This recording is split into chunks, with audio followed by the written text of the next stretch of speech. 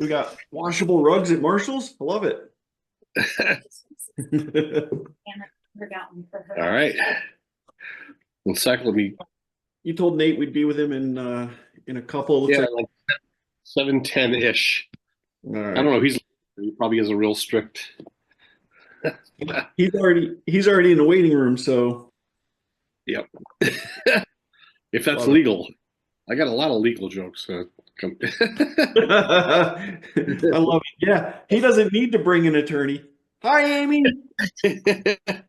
Oh, Lesson plan. oh, gee. Are we being schooled? Yes. No, I got kicked out of my area. I don't want to be in the background. Love it. Okay. That was a cameo appearance. A cameo appearance. Yeah, she just. Very nice. There she is again. I love it. All right.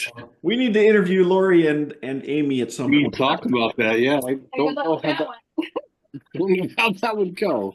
Yeah. Oh, it'd be amazing. It would be amazing. People would Yeah. love it. Let's plan it. The summer. I need time. I mean, she needs We'll see you before that. Well, no, during the summer. We'll see you. impromptu stuff is even better, Amy. Funny. Wow. So it's been like a week and a half, almost 2 weeks. Good. Yeah. Had a great vacation. I saw your pictures and Yeah. Shoveling sand instead of shoveling snow. How much snow do you have there? good choice. We got like, I don't know, like 4 or 5 inches. Like, Oh, it's not. yeah, it just happened. So That seems very un-Buffalo to me. we're hanging in there. It's kind of pretty much, doing a Buffalo winter. We had a few big storms but anyway, yeah. So we're bringing on Nate Forrester. But before we do that, I Yeah. gotta say I had a pretty amazing experience. Yeah, this past week when Beth was on. Yeah. At this point, there's still two more episodes of her to come on, but she mentioned Walt Maloon had passed, and Yeah. uh, I had the privilege of attending his service. It was a great memorial service for a great man, Is and Florida? In yeah, Florida? yeah, Yeah. in Orlando, and my dad. Actually, I shout out to Camp of the Woods and Jim Hammond. Jack Zimmerman, but they made arrangements for my dad to be there. It was really special. Like there were Yeah. in the service probably seven speakers, and five of the seven speakers mentioned Camp of the Woods like significantly, not just in passing, but it was like detailed, and there were probably 250, 300 people there, and maybe of that, there were 10 people from camp. And Dad and I had the privilege of being two of those. And I stayed with Dougie Schoen, my cousin, and my Aunt Carolyn was there too, and Dwight Jacobson and Dave Anderson, some others. And it was special. So, we've mentioned him. We haven't told the story yet. No, there's more to it, but I feel like at this point, when these are airing, I have to, get that out. And kudos to Camp of the Woods, and they wanted to make sure that my dad represented camp as part of that, and they were great friends, and Yeah. so, yeah, Well, and Walt was such a big part of Camp of the Woods. yeah, he was. I think he influenced a lot of the direction of camp and provided ski boats, which is amazing. So So yeah. he provided ski boats. Yes, he did. Yeah. So I'm thinking of the top 10 list. I'm flipping it all the way back to our top 10 rejected To the names of the boat names. rejected names. Rejected boat names. Yeah. Yeah, is that book two? It will be in there. You bet. Yeah, that needs to be there. That is just it's gold. Yeah. It's gold. Yeah. So I mean, anyway, can we tell the story of when spring break at his house? do it, man. It's all you.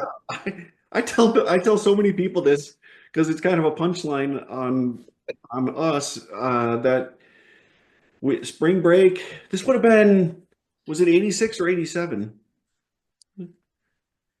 Mm, Spring, 86, like spring of 86, I think. I think spring break 86.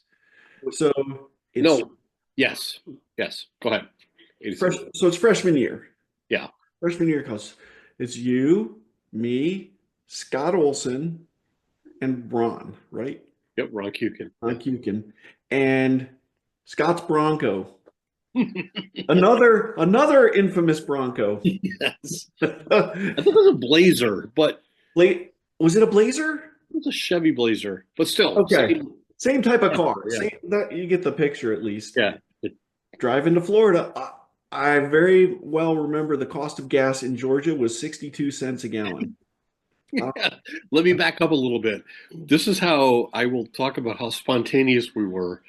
We were going to go, okay, we got together at dinner almost haphazardly or whatever, you, me, Ron, and Scott in the Houghton cafeteria having dinner. And we were talking about, let's do it. We'll go tomorrow night. We all had cash to Yeah. contribute to, gas and whatever. That's money. Yep. And then we were like, why wait till tomorrow? Let's go tonight. You're right. We It's just just left. like went after dinner. Like, I'll meet you in an hour and we'll just go. Man, wouldn't it be nice to be that spontaneous again? Yes, it would. Yeah. That is a lost time of life. Nothing's that easy ever again. No. So good. Yeah, so we drove straight through. We took turns driving straight through, and we stayed at my uncle's house one night. With cousin Louie. Cousin Louie Lovestrand. But to focus on the Walt story, we stayed at his house, I guess, right? Yeah. She was like how Bobby was like, however long you want to stay, just yeah. Yeah. So we stayed there, and I remember at breakfast, hey, thumbs up. I remember at breakfast, he said he had to go off to work. He said, but hey, there's a prototype ski nautique on the dock. You guys are welcome to use it all day. And we're like, okay. And off we went, right? And we spent the day on the lake with an experimental boat. It was right out of his backyard, I remember. And it was fantastic. And I think that's where I learned to ski on one ski with you guys. And so we get back in. This is the punchline to the story. And you know what it's like skiing. You're doing slalom, you fall, the boat has to circle around and come get you, right? And you're waiting in the water and you're wondering what's beneath you, right? There you go. In Yeah. Florida, it's relevant. In Florida, yeah. So we're done for the day, and we were out there for hours. We're done for the day. We come back in. He comes home from work. He's like, "Hey, did you see any gators?" What? Did we See any gators? That was an option? That could have happened? I mean, there you are waiting 2-3 minutes for the boat to circle, the rope to come around. I should have been looking for a head. Exactly. Hope you had fun. You guys got lucky. Yeah, that's what it felt like. Oh my gosh. Did you see any gators? I've told so many people about that story. He What thought is the insurance policy on that? Is there a yeah. reptile? Oh my word. Did you see any gators? Because that would have been cool. He was so generous though when we were there. I remember that night he took us all out for dinner. Yeah. And it wasn't just us. I think he had extended family there.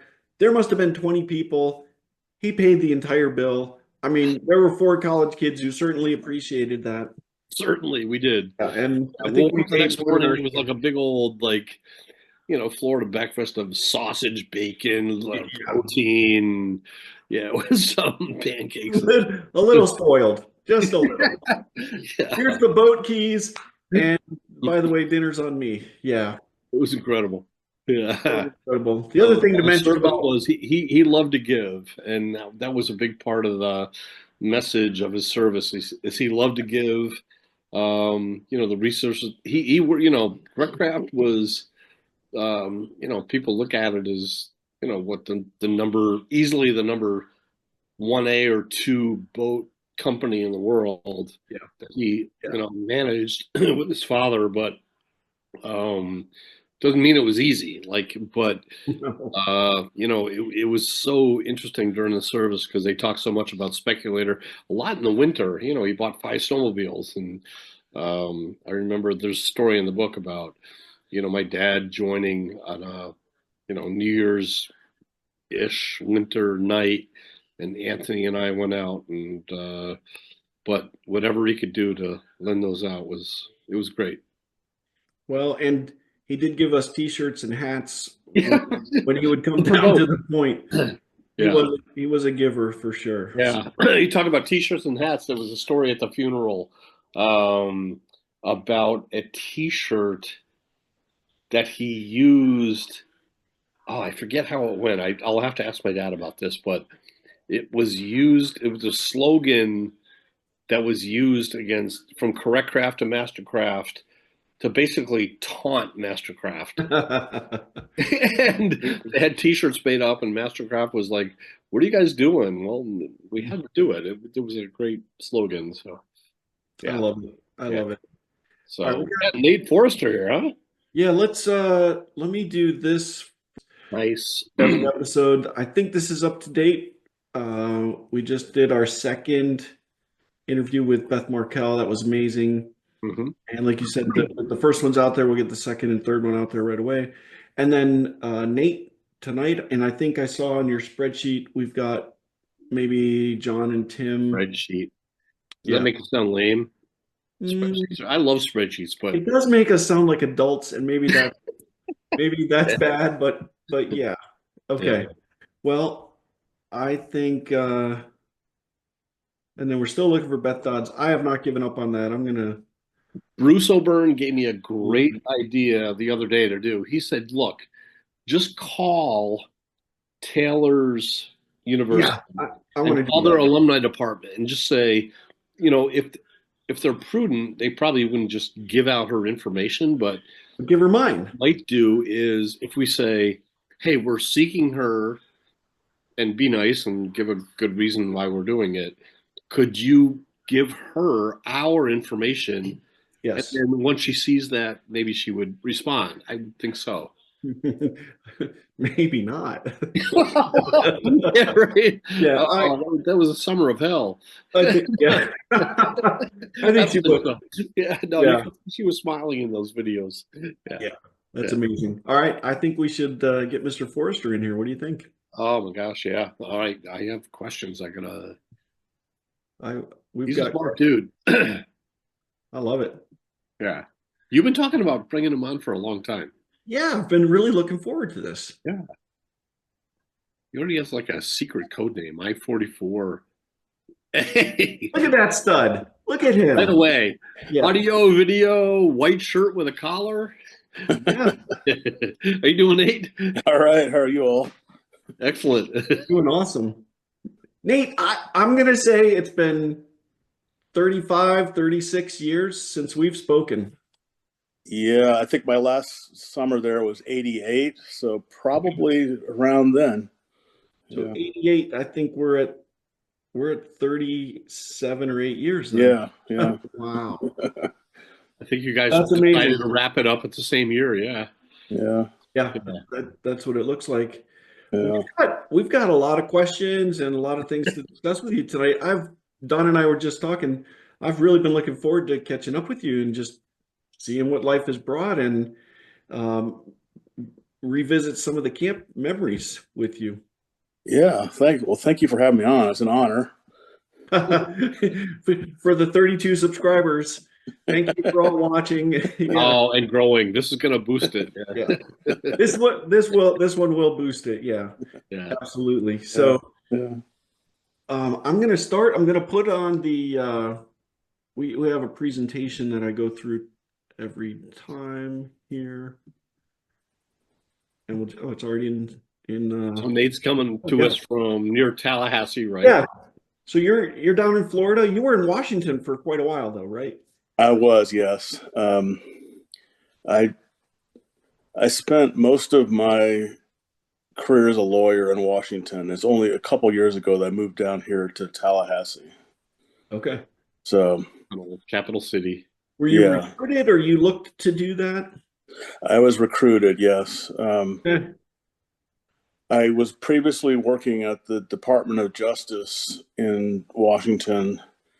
One of my colleagues there, who had been in the political leadership during the Trump administration, got hired down here by the Attorney General to head the appellate team. He was called the Solicitor General. It's the fancy name for the head of the appellate team for the state of Florida.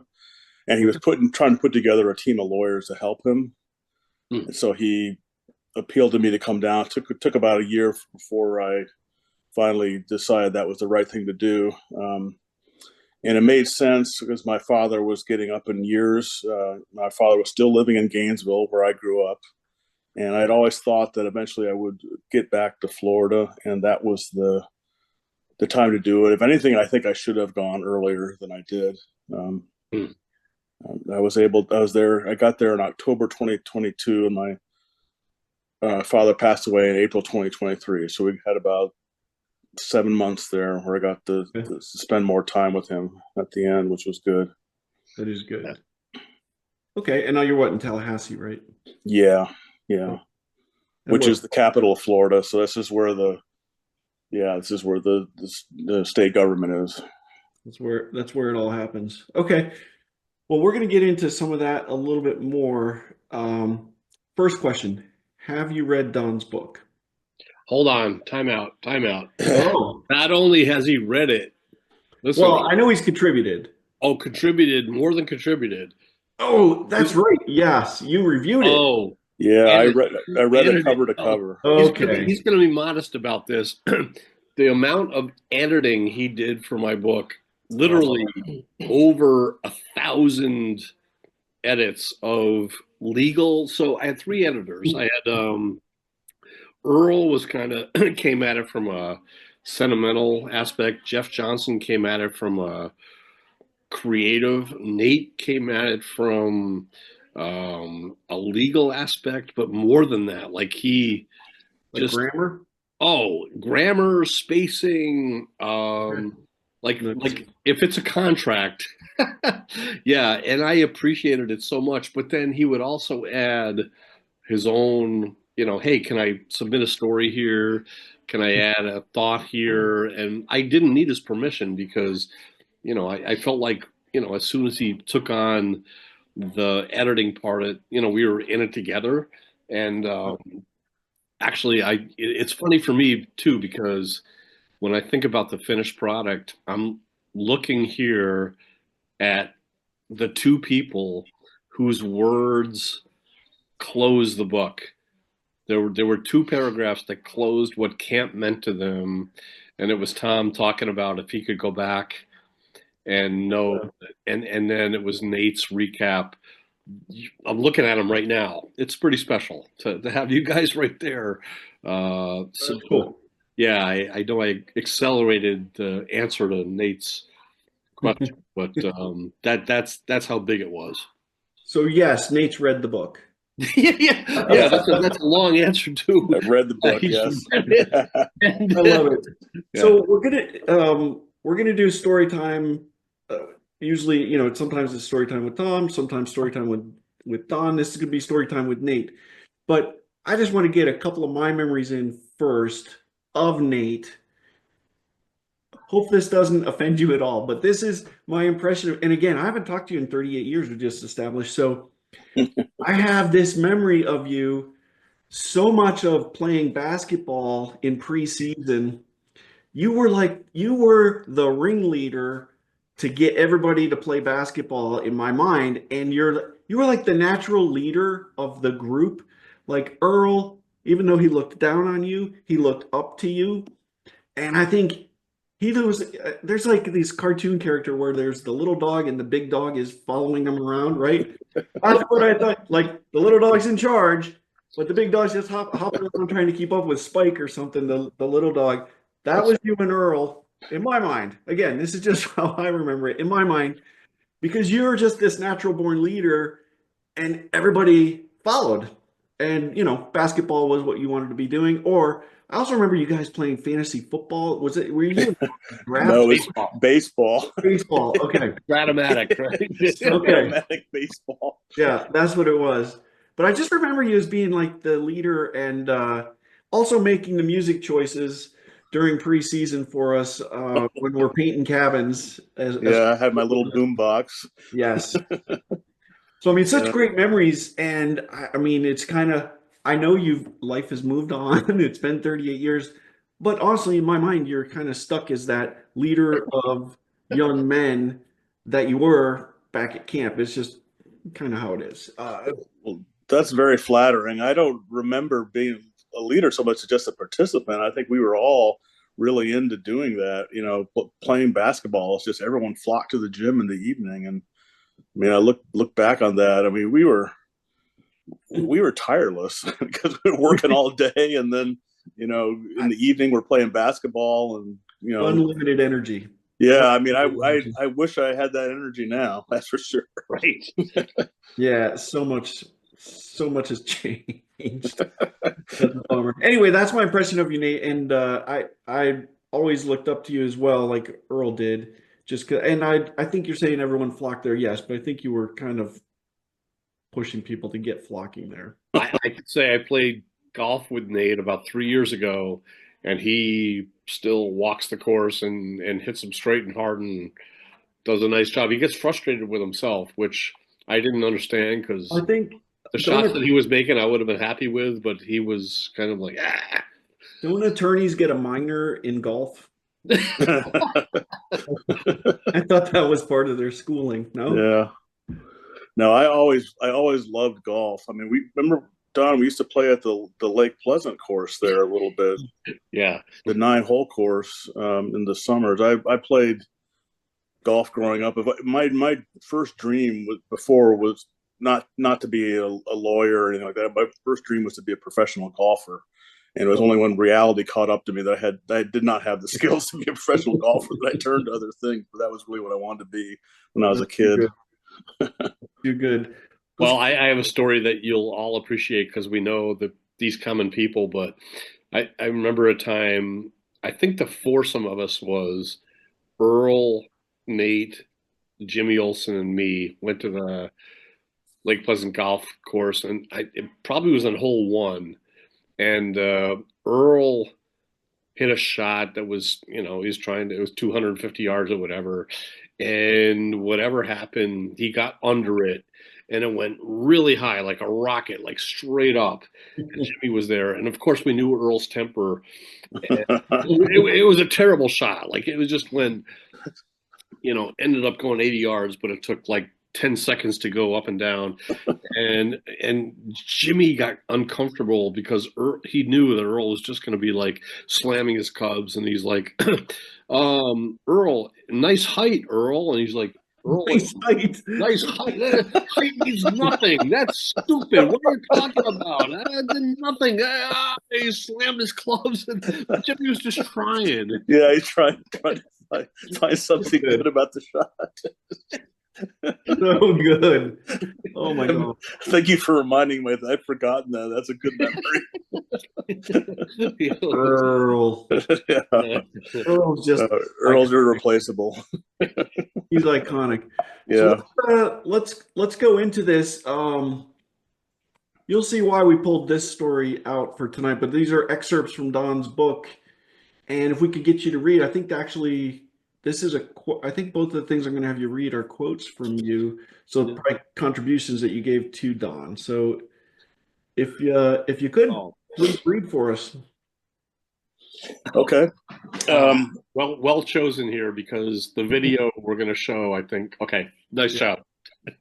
Because there's more that we could have chose from in the book from Nate than this, but this is a well chosen comment.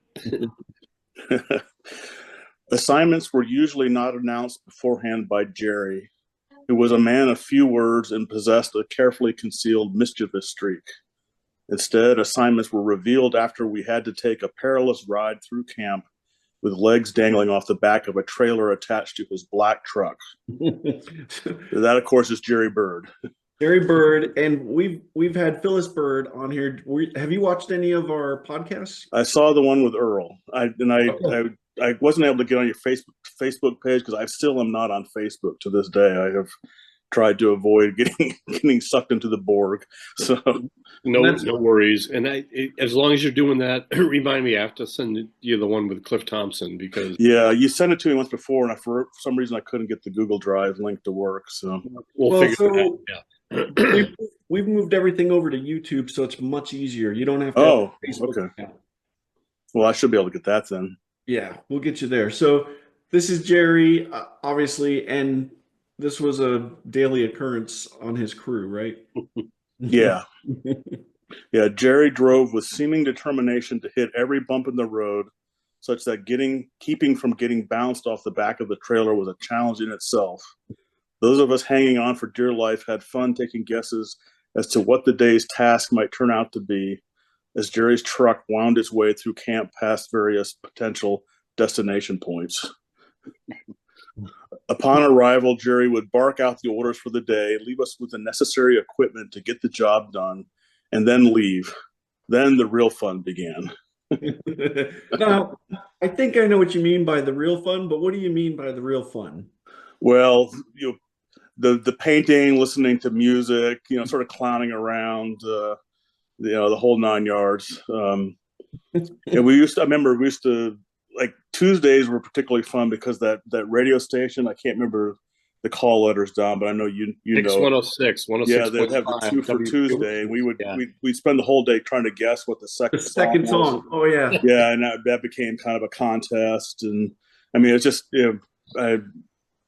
we managed to spend 8 hours a day painting. Basically, that was mostly what we did. We did other tasks too, but a lot of it was painting, and we managed to still enjoy that time thoroughly.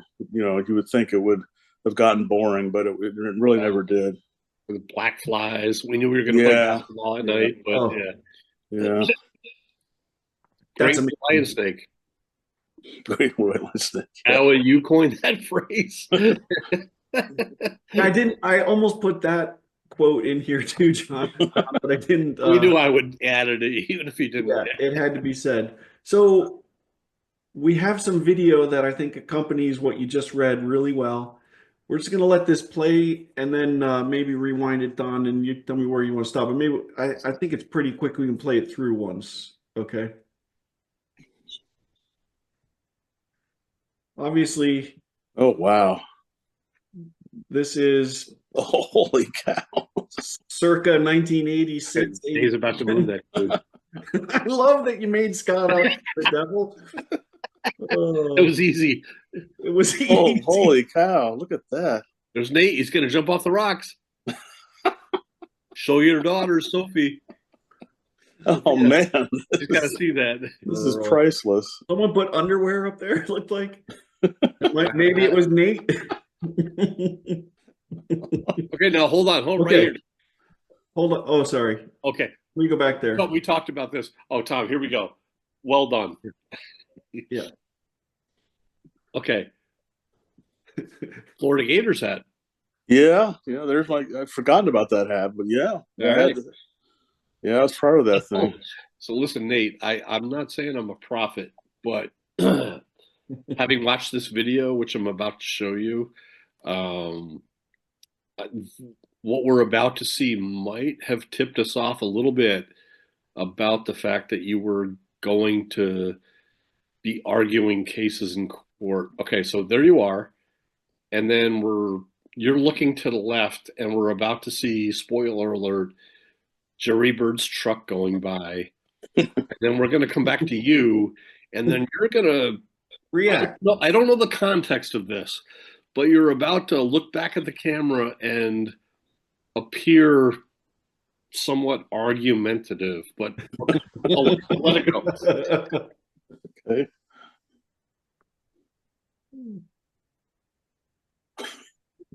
I don't know what that is. Who knows? You were not happy to see his truck. Break was not over. No, I guess not. You got to play that again.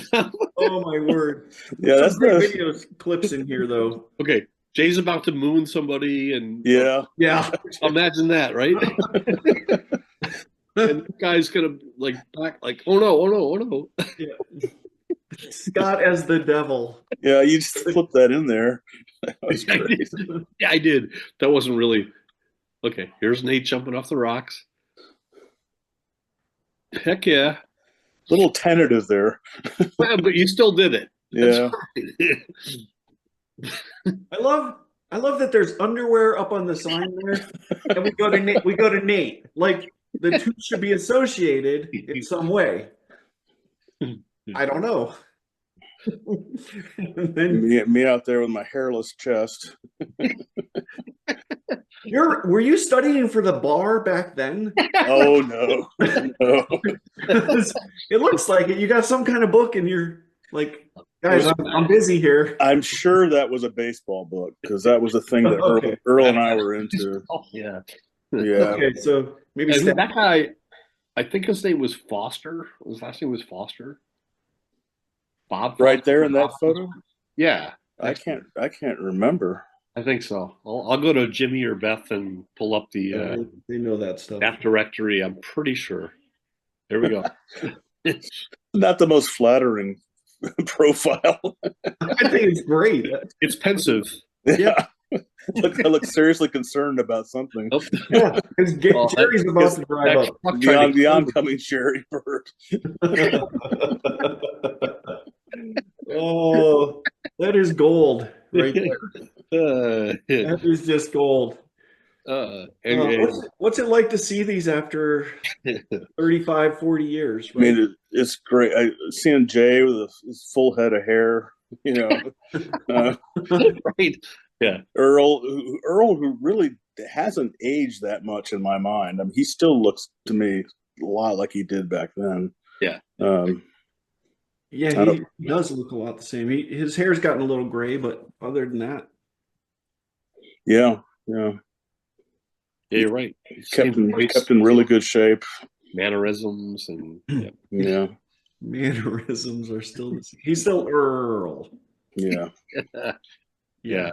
That's amazing. All right. Well, I have another item to read, which I think, Don, you kind of referenced this, the way the book is closed. I just think this quote, Nate, really kind of captures what so many of us felt about that era in our lives, which I love just the way you wrote it. If you wouldn't mind reading this for us. Camp truly changed my life irrevocably for the better. The friends I made there have been friends for a lifetime, and that is a rare, precious thing. Yeah. This book has made me realize again that I was truly blessed to have come to camp in a golden era with so many incredible people all working and living there at the same time. Yeah. Yeah, that sums it up. It really does. We've talked to quite a few people now, and I mean, this is the best quote of any of them that they've written, but I think it just encapsulates the feelings and the impact that time of life had for all of us. There's quite a few of us that it's indelible, right? Yeah. No, I was quite a loner as a kid. I wasn't the most social kid in high school. It was really going to camp in college when I really came out of my shell and getting to know the friends that I made there who have just remained friends for life. They're, you know, people that I may not talk to for a month and I can talk to them again. It's nothing, you know, there's absolute acceptance, unconditional love. It's there and will always remain there. And, you know, I appreciate that so much because I didn't really feel like I had that so much growing up. And those friendships there are the friendships that I cherish. So they sustain me to this day. I mean, Earl calls me still probably 5 times a week, just to check in, see how I'm doing. You know, he's such a good encourager. That's really his gift. Yeah. I keep telling him that's his spiritual gift. He kind of holds us all together now. You know, you were giving me credit for being the leader, but really I feel like Earl now is the leader because he And he makes the point to organize these occasional Zoom calls we have, and he keeps up with what people are doing and makes a point to send around text messages every so often and just check in, and real good about that. And I appreciate that greatly. And, you know, Jay and Steve and I, we still stay in touch. Jay and I had a chance. He spent about 3 years in DC. Maybe it was 4 or 5, deployed there during when he was being moved around a lot in his job. And so we spent a couple years there. We played golf almost every weekend, which was just fantastic. Well, I'm jealous. Yeah. I wish we could find a way to live in the same area again and start playing golf with him again, because those were the best times. Yeah, it's Let's special. set up a golf outing. I think we should do that. Yeah, the last time the 4 of us got together, Jay, Steve, Earl, and I, was on a golf outing in eastern Pennsylvania. This is Steve Bain. Yeah, Steve Bain. Okay. You know, as I look at the two of you, another thing you have in common, other than you each anchored the book with your recap of, you know, how camp impacted your life in the book, with each a paragraph there, but you both did some postseason time. You know, Tom, you had a long one. Nate, you know, had one that, and maybe you could let us know how that happened. But I kind of remember hearing about the end of it, where you stayed long enough at camp in whatever year that was in postseason, and Mike Mazzano and you were going to drive back to Florida, and he made a comment. He's like, I'm glad Nate got to see it snow, because before that, I think he thought it just grew. Yeah, that was. I worked a postseason, but I think that was actually a time that I came up. I actually came from Florida for the winter, because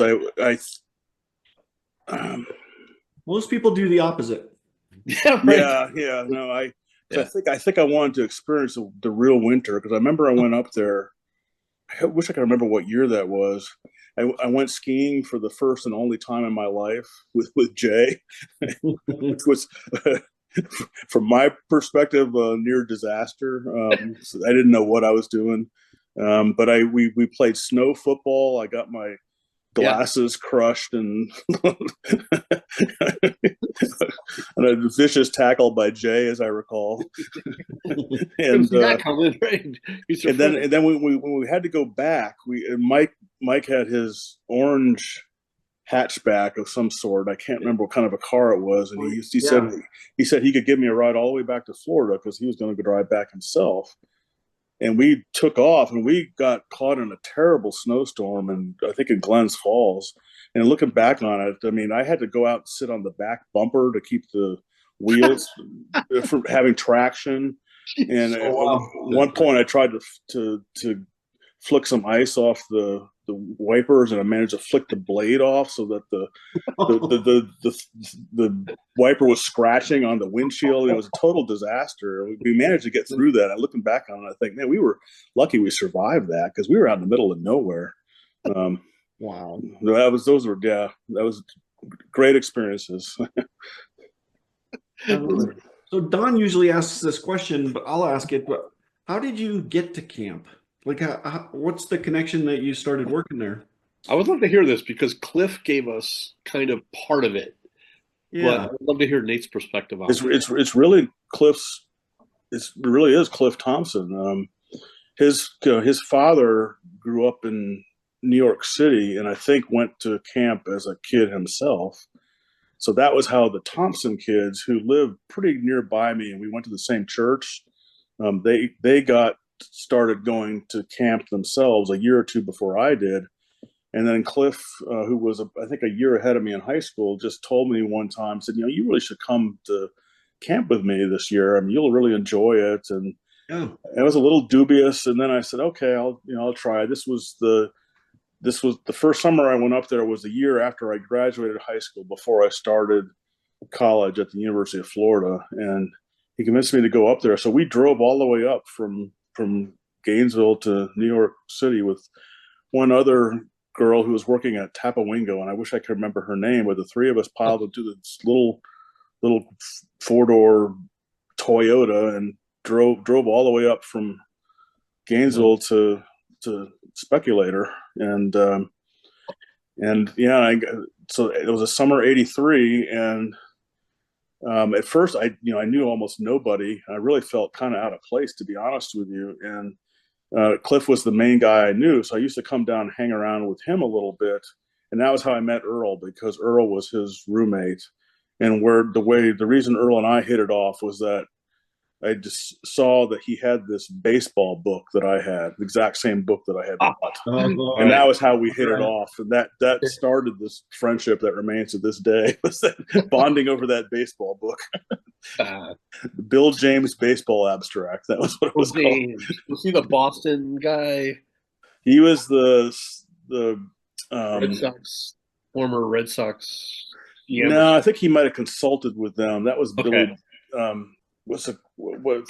I'm blanking on the name of the statistical method he came up with, but it's pervasive now in baseball. All the advanced metrics are based on it. So you ended up working in the Woodlands dish room with Earl, right? In '84. No, I was in the Hill dish room for the first 2 years I was at camp. Yeah, I was in the Woodlands dish room only in the preseasons. Yeah, you He's got just a thrown right writer. in the trenches there. Bill- Yeah, there was Bill no James- prestige there. Bill James is just a writer, not a player. Okay. Yeah. So it's the Cliff Thompson connection that got you there. Mhm. You worked there 6 years then? Yes, 83 to 88. That's right. 83, 84, 85, 86. Yep. 6 years, Well, 6 Nate, summers. you sent me a story about when you were working in leave it to you to remember this stuff and the details, but you were working in the dining hall dish room, and somehow you got word that Ken Reed sent word that the Yes. inspector, New York State inspector, OSHA, whatever, was on site, and you had to like scramble to. Yeah, that we used sponges in the dish room, and apparently that was not allowed by New York state law. They wanted us to use disposable wipes, but those were too costly. So we used the sponges, but then when the inspector would come to the Woodlands office to announce his arrival, word would come up to the dining hall, and Ken Reed would tell us, hide the sponges and put out the disposable wipes. So we would dutifully stash the sponges away and pull all the wipes out and send them out. And Wait, so you stacked them away? You didn't throw them out because you were no. We were still going to use them. We just As soon as he left. Yeah.